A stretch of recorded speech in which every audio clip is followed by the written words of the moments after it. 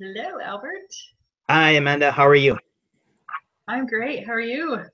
Oh, very good, thanks. Let me try inviting Ruby again, see if I can get her on. Okay.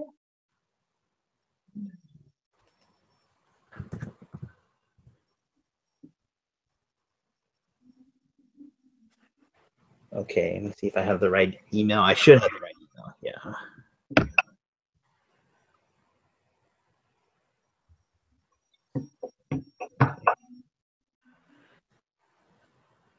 I'm gonna message Ruby, see if she got it. Great. Oh, there she is. Hi. Hi, Ruby. Hi, is everyone there? We're all here. Yeah. Yes. Awesome. We see got you. it to work finally. Yes, and it is recording, so I'll be able to send this to Sister McHenry. Okay, Wonderful. awesome. That's great. That was the question that I had is because I didn't see for week 4 that there was a place to submit the video from our meeting today. Did I miss that, or is it in week 5, or do we not have to submit the video this week? I don't know. I didn't look to see for myself, so I'll take a look after we finish recording. I think I saw it in you know how we have to do 2 posts, like the one where we actually type and then the one where we submit the I think there's 2 as well. It's like the same thing as last week, if I'm not mistaken. Okay, so are you submitting this week, Ruby? Did you say you had it recorded on there? Yeah, I'm recording it, so I can go ahead and submit it. But Are you like sure? Amanda was asking on how to actually set up this YouTube Hangout to record, so I'll show you guys how to do it when we're done. Okay, that's Great. awesome. Okay, so I'm this week's discussion person. So it says, so would anyone does anyone want to volunteer to say the opening prayer? I don't mind. I don't mind either. Either way, Amanda, you're fine. Okay, awesome. Thank you. It feels kind of weird, but okay. Our Father in heaven, as we come before thee right now as a small group, as we're trying hard to fulfill our assignments for this class, please help us inspire our minds that we may say the right things as we've prepared, and help us to remember the things that we've prepared to have a great discussion. Help us to be timely and be respectful of our time frame, and help us to learn how to do the Google Hangouts so that we can submit to our teacher and be able to do that easily the rest of the semester. And we love thee, Father in heaven. We're grateful for the chance we have to get our degrees while working online, and we say these things in the name of Jesus Christ. Amen. Amen. Amen. Thank you, Amanda. Thank you. Okay, awesome. So I have a list of like stuff, so don't think I'm like ignoring you guys. I'm just reading off of the list. So did everyone get a chance to read the Google like not case study, but the reading assignment we had? Yes. I loved it. Okay, awesome. Yeah, it was a really good one. So much. I'm sorry, you guys are cutting off. Did someone say something? Because I did not hear that. I just said I learned so much. Oh, okay. Yeah, I did too. Let's see. So we have some questions here that we're supposed to answer about like teamwork and things that work and do not work. So the first question is, from your personal experience, what have been key behaviors in effective teams? So do you guys want to just do what we kind of did yesterday, kind of like go around and like share each of our, I thought that worked pretty good. Yeah, I think so too. Okay. So I guess I can start. So from personal experiences, I feel like the key behaviors is people should be like prepared, you know, like if we have assignments to read or videos to look at, we should go ahead and do that before we actually come and join with our team and discuss. I feel like respect for other people's answers or comments is important too, because like no one wants to say something if they feel like the other team members are laughing at them or, you know, like being mean if they disagree with the other person's answers and stuff. For me, those are like the 2 biggest ones. Perfect. Sounds good. Yeah, I had another thought, but I lost it. No, I agree with what you said, that you do have to have consideration and preparation for sure. Those are big ones. Yeah.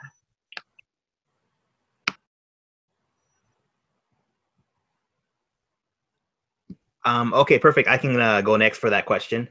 So I had similar responses to what Ruby had said, but along with that, one thing that I thought would be really good for effective teams would be to allow team members to work towards their strengths.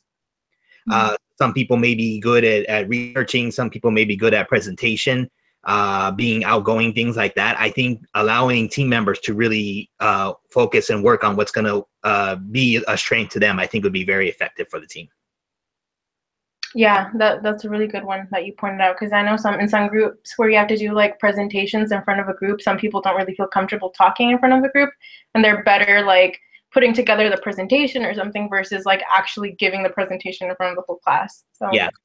Does anyone else have anything to add to that question? I think what I was going to say is I really liked what the article had to say about allowing team members to, the most effective teams were the ones where people could share their ideas equally, like equal talking. So one person wasn't doing all the talking all the time. Everybody had equal chances to share what they were feeling. Yeah, that's a good one too. I'm in a group and for a different class where it's like 5 of us. I mean, it's harder when there's like more people in the group, and I'm the only girl in the group, and like I feel like, and we're talking about we have like a specific product that we have to discuss and like bring up all these marketing concepts, and like it's the razor blades or whatever, and I'm like I don't really know much about it because I don't really use them. So and then I feel like I'm the one that doesn't say anything, but it's not because, you know, I don't have anything to say, but it's like they're all talking and they don't let me talk. I'm like, all right. Okay, let's move on to question number 2. What do group norms have to do with effective team building? What would you say your current B321 group norms include? And those can be like unspoken and spoken norms. Are they healthy group norms? If not, what could be changed? So I think it's funny that they're asking questions about group norms already when this is the only second time we've met. We really haven't had a chance to establish group norms yet. I mean, I think maybe we could have a better idea of what norms are after, you know, after we've met a few times. But I think like common courtesy, like being on time for our meetings would be one norm that would be essential. And as suggested, like turning off the microphone, which I need to do when we're not speaking so that you don't hear background noise. That could be a group norm for our group, you know, to follow.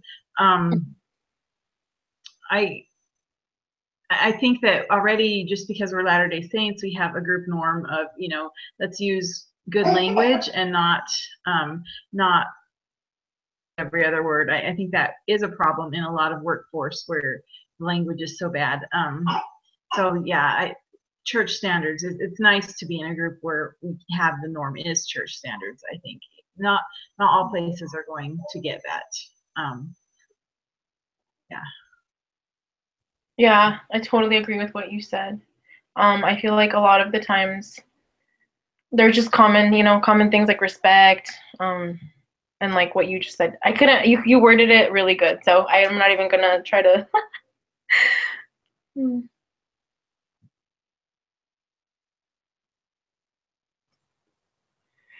Perfect. Yeah, I think I like what you both said. To be the one thing I would add would also just be the fact that we're here doing school online. The fact that we're here, I think, shows that we're dedicated to our online education. We may enjoy our classes, but also we're here specifically with a purpose and goal in mind to get our degree. So I think sharing that same value would be a group norm that we have. Yes, thank you guys for your comments. Let's move on to question number 3. How does psychological safety in a team increase overall effectiveness? What are the roles of communication and empathy in creating psychological safety?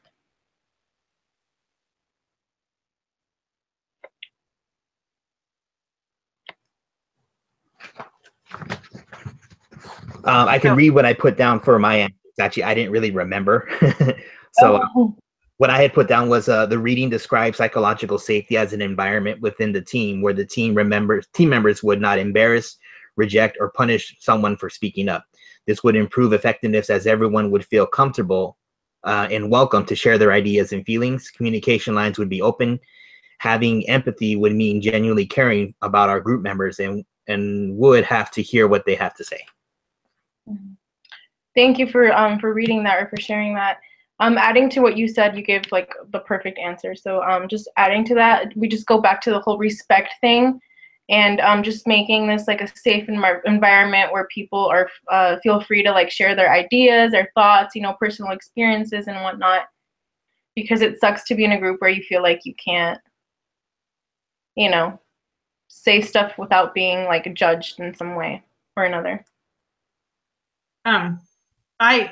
I gave like an example, and my really personal example of how, like when I was in a crisis situation, that they formed a group and to give me a safe place to speak about everything that was going on in my life, everything that I was feeling. So we met, my Relief Society president, the second counselor, and the bishop, my husband and I, every week, sometimes more often than that. All like they asked me questions, like specific questions about how I was feeling, and I answered their questions, and I spoke about how I was feeling. But it was a safe place. That psychological safety term is very like important. It was a safe place for me to go where I knew they weren't going to judge me. They were just going to listen, and I was going to do the best I could to answer their questions to see how they could best help me through that crisis. So that psychological safety is incredibly important, because without it, I would not have opened up and talked to them. I would have just completely shut them out. So I just think in any situation, you're going to lose valuable input from group members if you can't offer that psychological safety. And you do that through listening to them and asking their opinions and questions and so forth. Awesome, thank you. Yeah, I read your post. I always love reading your posts, Amanda, like your stories and like yeah. So that was able to happen for you, and that your group was able to do that for you. Have anything to say for that question? No, okay. So we'll move on to. Yeah. Sorry, I cut you off. That's okay.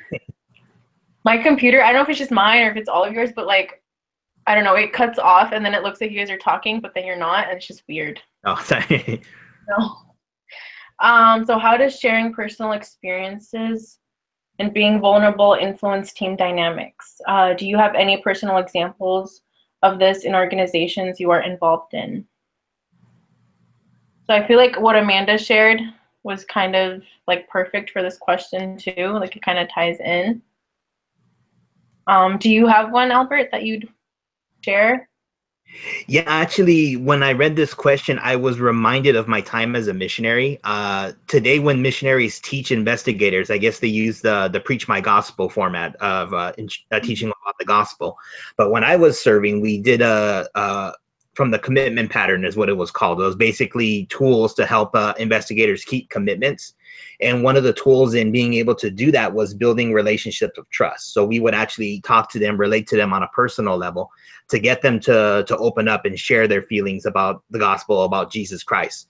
So when they use the example of the gentleman, Sakaguchi, I'm butchering his name, I'm sorry. But when he was willing to share his personal example on how he was struggling with cancer, the rest of the group was able to relate to him and open up. And I had that same experience occur to me while serving as a missionary. When I'm able to share personal experiences from my life with investigators, they were able to open up as well about the gospel. So I definitely would testify that it is a very effective tool in amongst groups. That's a really cool story. Thank you for sharing. I have an experience to add that's different if you guys want to hear it. Yeah, go for it. It's the same choir teacher that I had in junior college. He was a builder. He was a master builder of people, and just his way of words and the things that he did. Our choir, we were singing Candlelight Carol, John Rutter's Candlelight Carol for Christmas, and we weren't singing it very well. We weren't singing it with emotion, and so our choir director opened up and shared his personal experience. And he talked about how one of the lines in Candlelight Carol is, "And how can you write down a baby's first cry?" And then he just opened up, and with tears in his eyes, he shared the story of how when his grandson, when he got the call from his son saying that his granddaughter, not grandson, his granddaughter had been born, and she was stillborn, and she never had that first baby's cry.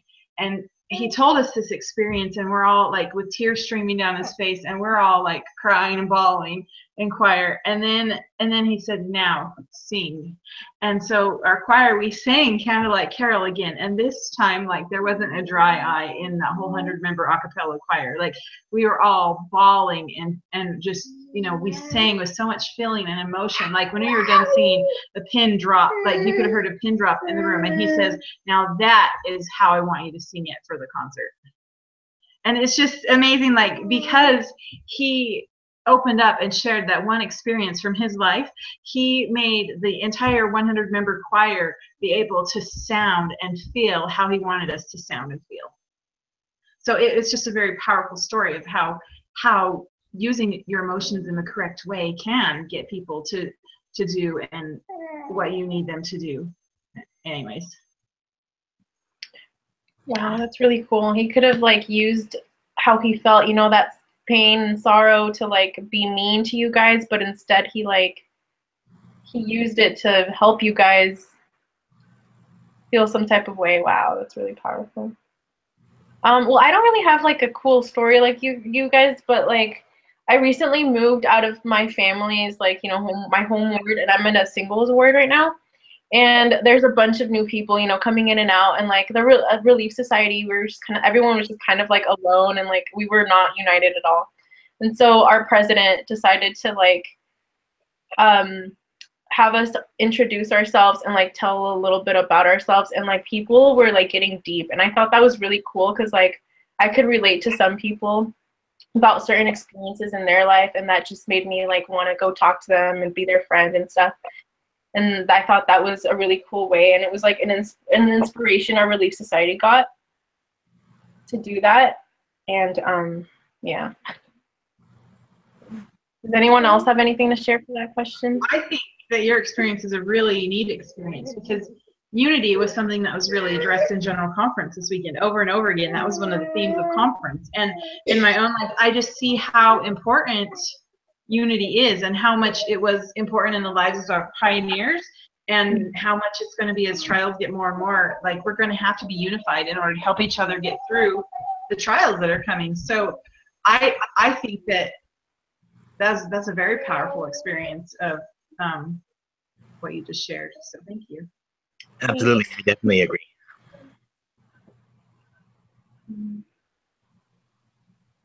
Awesome. So it looks like we're on our last question. It says, what can you do as an individual to initiate effective team behavior? Well, you kind of touched on this before earlier in the discussion, Ruby, but I think just making sure that everyone's voice is heard, that everyone has the opportunity to share what they're feeling, I think would definitely create a very effective voice within the group, to making sure obviously nobody's left out. And yeah, I think it's something as simple as that. So making sure each of us individually take the initiative to reach out to our group members to ask them how they're feeling, and making sure that everybody's included. Awesome, thank you. I don't have any grand thoughts. I have a question though, like what would you do if, because people put up emotional walls all the time where you can't break through those walls no matter what you do. So if you're in a group and the group is struggling because they don't have that unity, and they're not willing to open up emotionally, you know, to increase the group's emotional intelligence and thus increasing the group's performance, what do you do then? Like, you know, it's time to break up the group and say, sorry, we're not, you know, yeah, if you have the option, possibly, if your group is just not meshing no matter what you do, and you can't get through that emotional barrier wall they've put up, but, you know, then you possibly do break up the group. But what if you can't? Like, what if you're at work? And I've never been in a job, so I wouldn't know. I'm not a people person. I don't deal with people conflicts very well. So what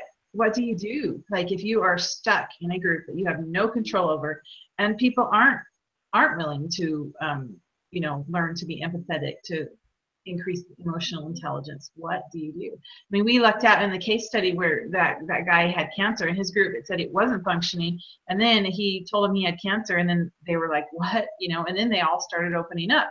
But that's not going to happen every time. Like I guarantee you, I have an uncle who was a top executive in the paper milling industry, and in his own life, like he suffered like the deaths of 2 children, and he lost his arm in the paper mill machine, and like he suffered a lot. But that man is a hard man. He has no compassion and no, he will not, he's difficult. So I was just grateful that I don't have to deal with him every day. He talking with my mother, his own sister, every time he would make her cry, because he's such a hard man, and emotions he's not going to let anybody in ever, ever. So what do you do? What would you do? Any ideas? I mean, Oh, go ahead, Ruby. Sorry. Go ahead. Oh, sorry to interrupt you. What I was gonna suggest is obviously the best way to do it would be the ideal way would be to try and solve problems within the group yourselves if you can, if one person's struggling or whatever the complication or problem is. But if that's not going to work out, then I guess the individual who's in charge of the group, who's above the group, like if it's a boss, or say if it's school project, your teacher, to get them involved to make sure they're aware of the situation. So I think just maybe seeking out additional help outside the group could help potentially the group inside. That may be the simplest solution, and in most cases that probably won't work. But I think just trying to seek out any avenue you can for help would be an option to do. Or even just like if it's just one person being like problematic, I guess you could say, you could go directly to this person and be like, hey, like what's going on here with this and that. Or like, just let them know that you're there for them. And if they're going through something and they need someone to talk to or a friend, like disregard the group for a little bit. You'll be there for them and be that friend they need at that time and moment. Maybe, maybe it'll help them and then they will open up to you. Maybe it won't, who knows, but at least you'll know you did your part, and you won't be like, oh, I could have done this, I could have done that, and I didn't. So. Yeah, thanks. Those are 2 really good suggestions. So hopefully I've never had that experience yet. Hopefully I won't ever, but there's a chance. You never know. Yeah. Awesome. Okay, I think, yeah, we've done all our questions. Is there anything else anyone would like to comment or? I was just wondering, like, that went 24 minutes, and they're supposed to be like an hour. So I wonder, are we going to get marked down for, spending 24 minutes? Actually, our group is smaller, so I would think. Exactly. And we did. And we did get through all the questions, and I think we gave good answers for each question. We all talked, so it wasn't just one person doing the whole talking either. So I think we should be fine. And then Albert's gonna show us how to do the thing, right? So that should. Yes, I can show you right now. Okay, so I'm gonna minimize my camera screen. I hope you guys can still hear me and see me. If you can't, that's okay. At least be able to hear me. So if you're on the YouTube page, what you would do is, let me look up YouTube really quick while I have on a second window. I'm going to open up another one too so I can see what you're doing. Okay, perfect. So like on the homepage, like the Google homepage, or not the Google, the YouTube homepage? Yeah, on the YouTube homepage, you obviously have to have a Gmail account, and obviously we all do. So you log on, make sure you're logged on to your Gmail so you have your YouTube account is open. On the right-hand corner, there should be your profile picture or whatever you're using. So you would click on that, and it should bring down a drop-down menu. And what you want to get is click on is the Creator Studio. Okay. So you click on that, give it a chance to load up. Okay, then on the left-hand side, you want to go where it says live streaming, if you see that. Mm-hmm. Okay, so click on live streaming. From there, you have two options for stream now and events. Go ahead and create an event. And then what you would do is on the right-hand corner, there should be an option to create a new live event. So you would just click on that. And then you can give that event a title, whatever you want to do, but you want it to start right now. The problem I had last week is I tried to create a future event, and for whatever reason, it wasn't allowing me to go online when the event was supposed to start with you guys. So I don't know exactly what happened, but if you just start it right at this very moment, it should work.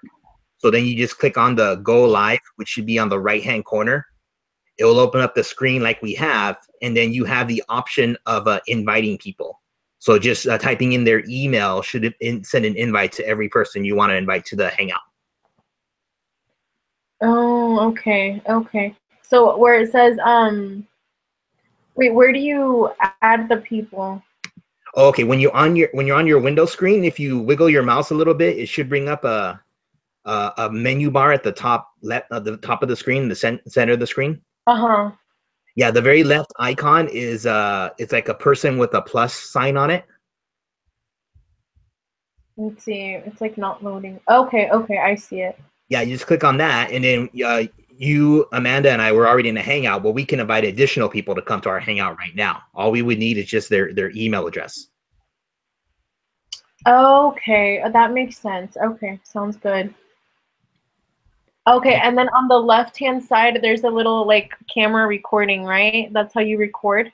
Yeah, so when you start the Hangout, on the very bottom of the corner, it'll tell you to start the broadcast. So click on it, and then everything now is being recorded.